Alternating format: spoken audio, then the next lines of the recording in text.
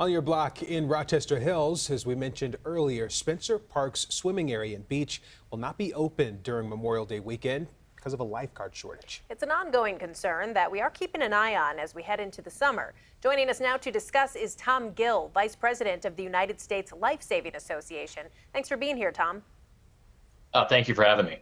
So, you represent a national organization. This is not just happening in Michigan. Can you explain what is adding to this? Because this is not the first year that we've been talking about this in our newscasts. There just aren't enough lifeguards.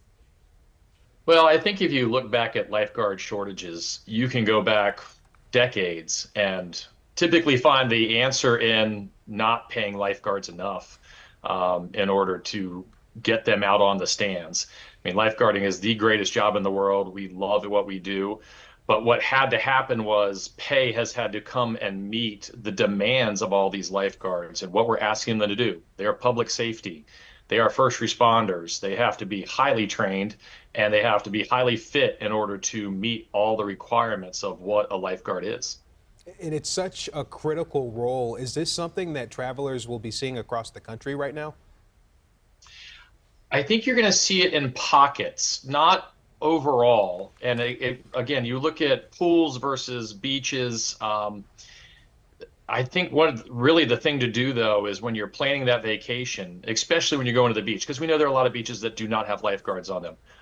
Find the beaches with lifeguards on them. You can go to usla.org and find our certified agencies on there and make your trip around a safe place. You're not going to take your family into a wild jungle without any type of protection. The beach should be the same thing. Make sure you're going into a place that has lifeguards regularly on duty.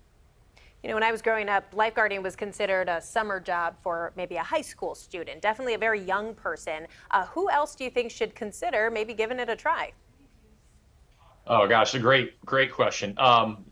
We take anyone that can come out there and one of the problems with lifeguarding is that you do have to have a base level of swimming ability, and that is a problem for some folks. So there are plenty of people that come back to this job because they love it so much. They go on to do their careers and maybe they retire and come back. Maybe they want to work some weekends and find that love that they had for the beaches and helping others on their weekends. But teachers, firefighters, public safety, people that maybe don't work the average 5-day week, those are all great opportunities. But at the end of the day, we are talking about a seasonal job for a lot of areas, and those teenagers ought to be out there. We hire at least 16 and above. Some places are 18 and above, but and in the pools, you can get your first lifeguard certification from the American Red Cross at the age of 15.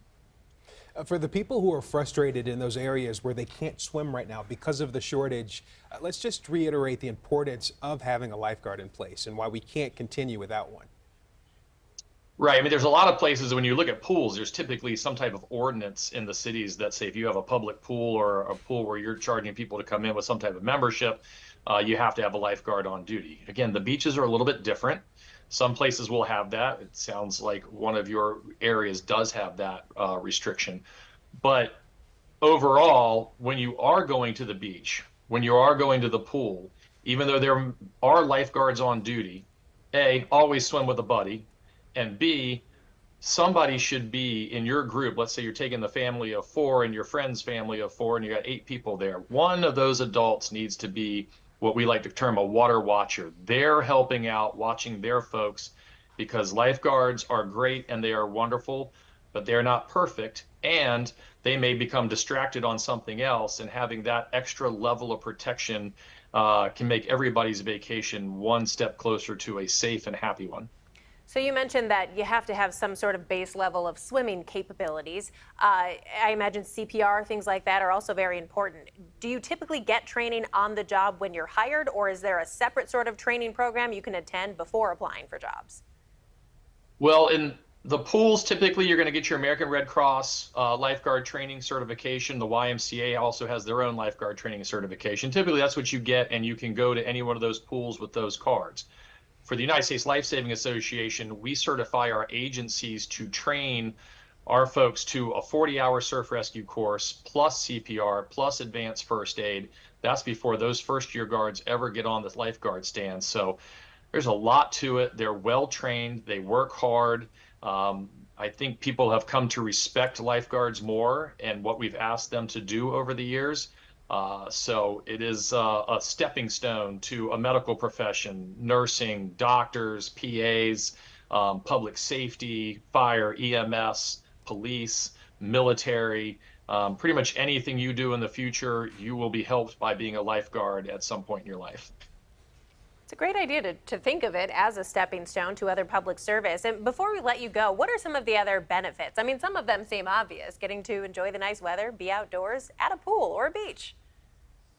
My office is very nice when I'm not in this one. It's much better, and just the physicality of it, being out in the open air and being able to help others. It's a calling, and when you've done it once, twice, three times, and gosh forbid you ever get to go make that rescue, you will never look back. All right. Well, Tom Gill, Vice President of the United States Lifesaving Association, thanks so much for joining us today. We hope some people will be inspired to take that next step after watching this. Thank you.